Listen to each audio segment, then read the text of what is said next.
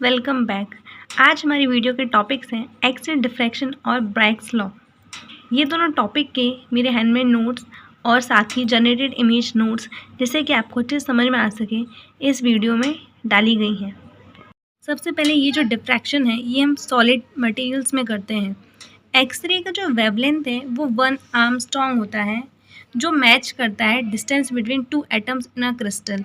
यानी किसी भी क्रिस्टल में 2 एटम्स के बीच में जो डिस्टेंस होता है वो एक्सरे की जो वेवलेंथ होती है उसके नियरली इक्वल होता है। इसलिए हम एक्सरे का यूज़ करते हैं। जब हम एक्सरे का यूज़ करते हैं तो वो हमें इंटरनल एटॉमिक अरेंजमेंट बताता है कि किस तरह से सॉलिड में एटम्स हैं जो अरेंज किए गए हैं, और ऐसे ही हमें उसका स्ट्रक्चर के बारे में पता चलता है कि क्रिस्टल्स कैसे बिहेव करेगा। तो एक्सरे का हम डिफ्रैक्शन ग्रेटिंग की तरह यूज़ करते हैं।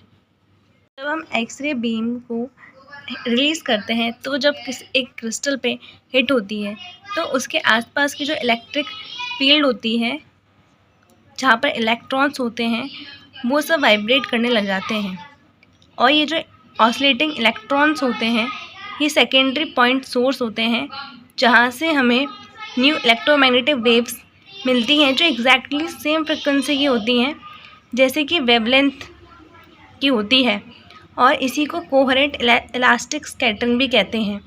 क्योंकि जो एटम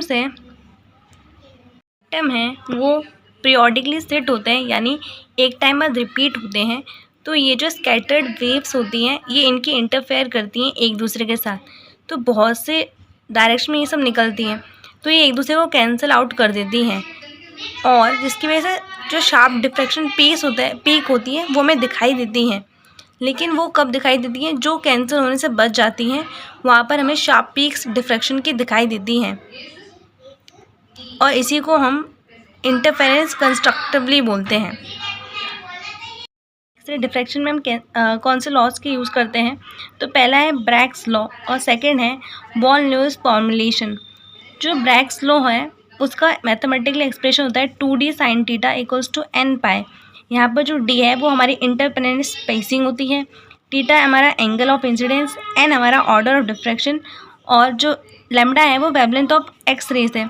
जो ब्रैग्स लॉ है वो हम अभी इसी वीडियो के सेकंड पार्ट में पढ़ेंगे। अब हमारा नेक्स्ट है वॉन ल्यूइस फॉर्मूलेशन। यहाँ पर भी ये वाला टॉपिक भी हम अपने वीडियो के नेक्स्ट वीडियो में पढ़ाई करेंगे। तो यहाँ पर ये इसका लास्ट में इक्वेशन आ गया है। अब हम बात करेंगे एक्सपेरिमेंटल मेथड्स की। तो इसको कंस्ट्रक्ट करने के लिए हम कौन कौन से मेथड का यूज़ कर सकते हैं? तो फर्स्ट है लॉयस मेथड एंड सेकंड है रोटेटिंग क्रिस्टल मेथड। तो कंस्ट्रक्टिवली यूज़ कर सकते हैं। अब हम बात करेंगे कि हमें इससे क्या डाटा मिलता है।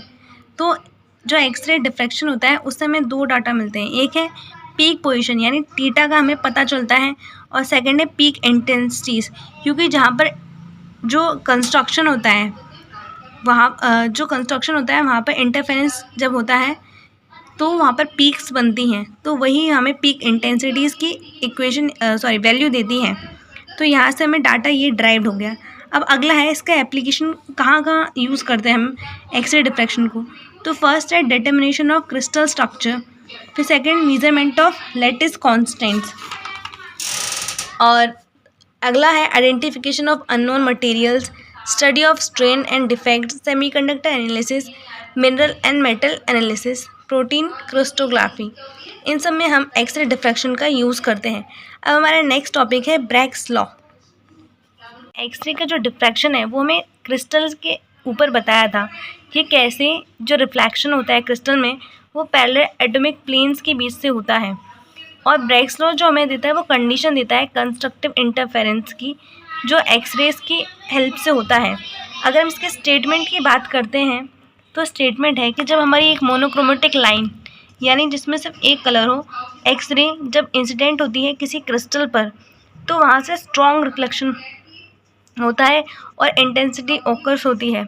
जब वहाँ पर ऐसा तभी होता है जब वहाँ पर का पार्ट डिफरेंस जो होता है जो रिफ्लेक्टेड रेस के बीच में, तो वो होना चाहिए integral multiple of the wavelength, और वेवलेंथ किसकी है? एक्सरे की। तो यहाँ पर हमारी मैथमेटिकली ये वाली इक्वेशन आती है, और यहाँ पर हमने डी थीटा और एन लैम्डा को डिफाइन किया है, और हमारा कुछ इस टाइप का डायग्राम बनता है। ये हमारे प्लेन्स है, ये first plane, second plane, third plane. यहाँ पर आप देख सकते हैं कि जो फर्स्ट टाइम रिफ्लेक्ट हो रहा है यहाँ पर पार्ट डिफरेंस नहीं है, लेकिन जो सेकंड रिफ्लेक्शन हो रहा है वहाँ पर पार्ट डिफरेंस जनरेट हो रहा है। तो यहीं से हमारा अलग अलग वैल्यू आना स्टार्ट हो जाता है। अगर इसके डेरिवेशन की बात करते हैं वो ये है। सबसे पहले हम दो पैरेलल क्रिस्टल प्लेन्स को कंस्ट्रक्ट करेंगे जिनका बीच में डिस्टेंस d होगा, और वहाँ से दो एक्सरेज को एक दूसरे पे प्लेन्स पे इंसिडेंट होंगी जिनका एंगल थीटा होगा। जब फर्स्ट रे रिफ्लेक्ट करेगी अपर प्लेन से तो वो इजीली रिफ्लेक्ट हो जाएगी, लेकिन जो सेकंड रे जो आएगी वो रिफ्लेक्ट करेगी, लेकिन साथ ही में वो एक्स्ट्रा डिस्टेंस भी कवर करेगी। तो जब हम उस एक्स्ट्रा डिस्टेंस को कनेक्ट करेंगे तो वो पार्ट डिफरेंस आ जाएगा हमारे पास 2d साइन थीटा, और जो कंस्ट्रक्टिव इंटरफेरेंस की कंडीशन है उसका पार्ट डिफरेंस होता है n लैम्बडा। तो इसलिए हमारे पास 2d साइन थीटा जो है वो n लैम्बडा के इक्वल हो जाएगा। तो ये हमारा डेरिवेशन हो गया। अब हमारा अगला है कि ये बताता है कि सिर्फ कुछ ही एंगल पर जो रिफ्लेक्टेड एक्सरेज है वो रीइंफोर्स होती है और एक दूसरे से मिलती हैं, और बाकी एंगल्स पे वो डिस्ट्रक्टिव इंटरफेरेंस को शो करती हैं। अगर ब्रैग्स एंगल की बात करते हैं जिसको हम थीटा से रिप्रेजेंट करते हैं, वो होता है इंसिडेंट एक्सरे और क्रिस्टल प्लेन के बीच में जो डिफ्रैक्शन एंगल होता है बिटवीन इंसिडेंट और रिफ्लेक्टेड रे वो होता है 2 थीटा। की बात करें कि हमें ब्रैग्स लॉ डिफ्रैक्शन के लिए क्या कंडीशन की ज़रूरत है, तो वो है क्रिस्टल मस्ट है पीरियोडिक अरेंजमेंट, जिसके हमने बात किया था कि एक टाइम बाद सेम पैटर्न एटम्स का फॉलो होना चाहिए, उसी को पीरियोडिक अरेंजमेंट कहते हैं। जो एक्सरे की वेवलेंथ है वो हमेशा कंपेरेबल होना चाहिए एटॉमिक स्पेसिंग के, क्योंकि हम एक्सरे का यूज इसलिए कर रहे हैं क्योंकि जो एक्सरे का वेवलेंथ है वो इक्वल हो रहा है एटम के बीच में, दो एटम के बीच में जो स्पेस है, इसलिए हम एक्सरे का यूज़ करते हैं। इसलिए ये कंडीशन भी फॉलो होनी चाहिए। और अगला है Bragg's condition must be satisfy. अब हम बात करेंगे एप्लीकेशन ऑफ ब्रैग्स लॉ की। जो एप्लीकेशन ऑफ ब्रैग्स लॉ है वो ये रहा। अगर इसकी लिमिटेशंस की बात करते हैं तो ये क्रिस्टलाइन सॉलिड्स में ही एप्लीकेबल होता है, और ये एम्फोरस मटेरियल्स के लिए लागू नहीं होता है। और साथ ही हम इसमें कुछ अजम्पशंस भी लेके चलते हैं कि जो प्लेन है वो परफेक्टली रिफ्लेक्ट कर रहा है। तो ये हमारा यहाँ पर टॉपिक कंप्लीट होता है। अब हम अपने नेक्स्ट वीडियो में कवर करेंगे। Thank you.